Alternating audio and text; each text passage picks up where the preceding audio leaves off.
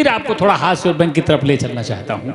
हमारे बाराबंकी जनपद के गौरव कवि आदरणीय अजय प्रधान जी यहाँ पर बैठे हैं, जो मूलतः हास्य और व्यंग के बड़े ओरिजिनल कवि हैं, बहुत ही अच्छे रचनाकार हैं और वास्तव में हर बात में ही हास्य निकाल देते हैं। अभी हमारे साथ रास्ते में आए थे, कोई इधर उधर की बात नहीं, बनावटी बात नहीं, सच घटना है। अभी हम लोग सीतापुर में चाय पी रहे थे, एक दुकान पर उन्होंने कहा कि सैनिटाइजर है, तो दुकान वाले ने समझा कि खरीदेंगे, तो दुकान वाले ने कहा हाँ हाँ है, सैनिटाइजर है, कितना दे दें? तो उन्होंने कहा देना नहीं है, उसी से हाथ धो के 1 किलो आटा दे दो। तो इनकी जो शब्दावली है, इनके जो कहने का ढंग है, हर ढंग से आपको आनंदित करते हैं और अपनी शैली के अकेले हस्ताक्षर हैं।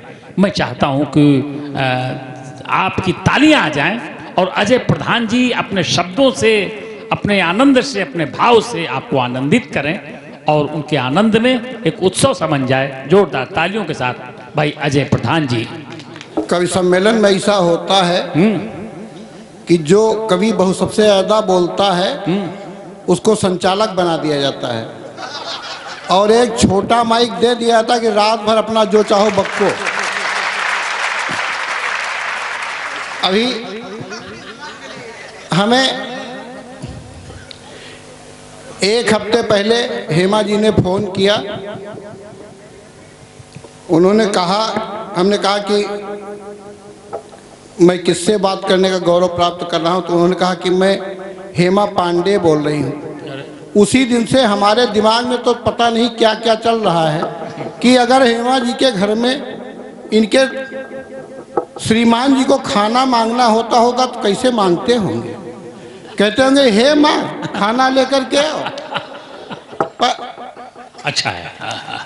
तो इस तरह के खुराफातें हमारे दिमाग में चलती रहती हैं। अभी आपने देखा, हमने आदरणीय तिवारी जी के चरण छुए, इनके चरण इनके आचरण से बहुत पवित्र हैं।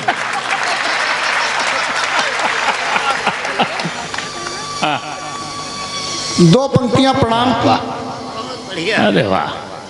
2 पंक्तियों में आदरणीय को प्रणाम कर लेता हूं। अगर प्रणाम अच्छा लग जाए तो यहीं से कवि सम्मेलन को कवि सम्मेलन बनाइएगा। आप लोग बहुत अच्छा सुन रहे हैं, इसमें कोई दो राय नहीं है। हर कवि कहता है कि तालियां बजाइए, तालियां बजाइए।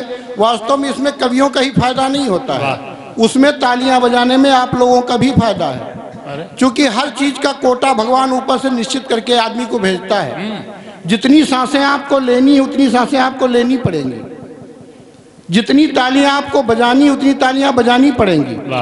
अगर वो कोटा इसी जन्म में पूरा कर लेंगे तो ठीक है, नहीं तो अगला जन्म सिर्फ तालियां बजाने के लिए लेना पड़ेगा और फिर घर घर तालियां बजानी पड़ेंगी। इसलिए ये कोटा आज ही पूरा कर लीजिए, यही पूरा कर लीजिए। एक बार दोनों हाथ ऊपर उठाइए, तालियां बजाइए। अच्छा है। अच्छा, हमारे तो एक बीमारी है, तालियां कमजोर होती है, हमारे पांव कांपने लगते हैं। कई मंचों पर हम बेहोश हो चुके हैं। आपके बीसलपुर से 1 पीस वापस चले जाएं, ये आप लोगों की जिम्मेदारी बनती है। एक बार फिर दोनों हाथ ऊपर उठा के तालियां बजाएं। वाह वाह वाह। जो लोग चाय पी रहे हैं वो लोग कृपया तालियां ना बजाएं। 2 पंक्तियां प्रणाम की पढ़ता हूं आदरणीय तिवारी जी के लिए कि दादा राम किशोर को बारंबार प्रणाम। दादा राम किशोर को बारंबार प्रणाम। तन से तो ये राम हैं, मन से आसाराम।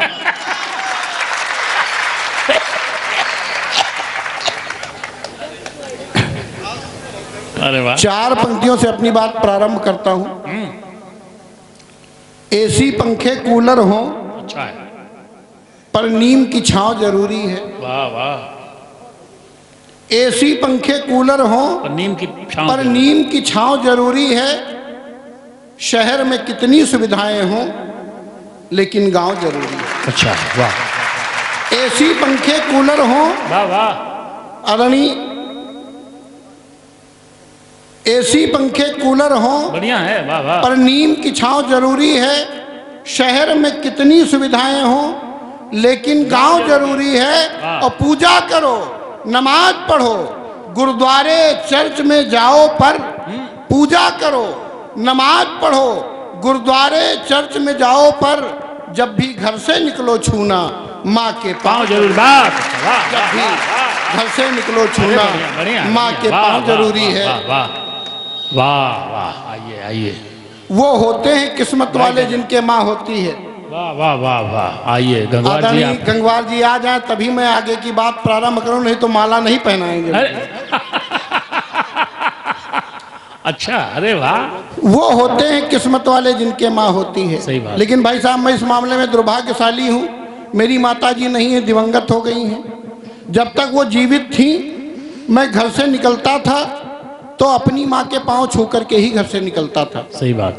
आज जब वो नहीं है तब भी मैंने वो नियम भंग नहीं होने दिया है।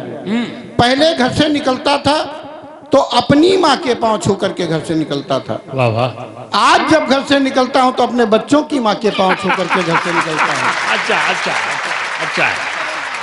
हाँ हाँ हाँ। ये हमारे घर की सुख शांति का राज है। अरे और 4 पंक्तियाँ आपको बताता हूँ, अगर आप अपने जीवन में उतार लेंगे तो आपके घर में भी कभी कलह नहीं होगी, सुख शांति रहेगी।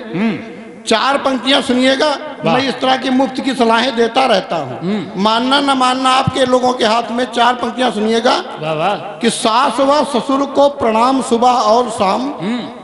दादा सुनिएगा, जी जी जी जी। नई पंक्तियां पहली बार पढ़ रहा हूँ कि सास व ससुर को प्रणाम सुबह और शाम, साले सलहेज का प्रशस्त गान गाओगे। सास व ये मंत्र है, इसको मंत्र की तरह से याद कीजिएगा। महामंत्र है कि सास व ससुर को प्रणाम सुबह और शाम, साले सलाहज का प्रशस्त गान गाओगे, और साढ़ुओं को देवताओं के समान पूजोगे, व सालियों को बर्थडे पे गिफ्ट दिलवाओगे। और श्रीमती जी कुछ भी कहें तो बुरा मानोगे ना। एक वाक्य में सुनिएगा कि श्रीमती जी कुछ भी कहें तो बुरा मानोगे ना, सिर्फ को हमेशा बस हाँ में ही हिलाओगे। सिर को हमेशा सिर्फ हाँ में ही हिलाओगे। और मेरी ये सलाह, यदि आप गांठ बांध लोगे पक्का है कि राजा जैसा जीवन बिताओगे। अच्छा तिवारी जी हमसे अक्सर कहते रहे, प्रधान तुम्हारे घर में कभी खटपट नहीं होती है, हमारे घर में कभी सुलह नहीं रहती है, हमको कोई उपाय बताओ। तो हम तो ऐसे मुफ्त की सलाहें बांटते रहते हैं। हमने तिवारी जी से कहा कि दादा ऐसा करो कि आप भाभी जी की प्रशंसा किया करो।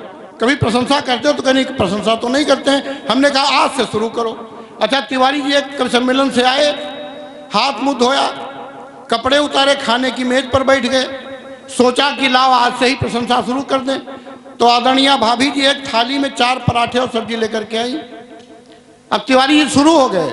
बड़े बड़े कवि सम्मेलन में जाता हूँ, एक से एक 5 स्टार होटलों में खाना खाया, एक से एक बड़े ढाबों में खाना खाया, लेकिन जैसे पराठे सब्जी तुमने आज बनाई है, मन करता है बनाने वाली के हाथ चूम लो।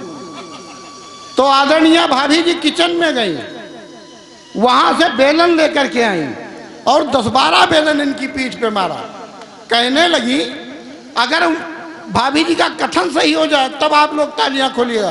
कहने लगी 30 साल से तुमको पका पका के खिला रही हूँ, आज तक कभी तारीफ का एक शब्द तुम्हारे मुंह से नहीं निकला, और आज पड़ोसन 4 पराठे सब्जी क्या दे गई उसकी तारीफ के पुल बांधे जा रहे हैं।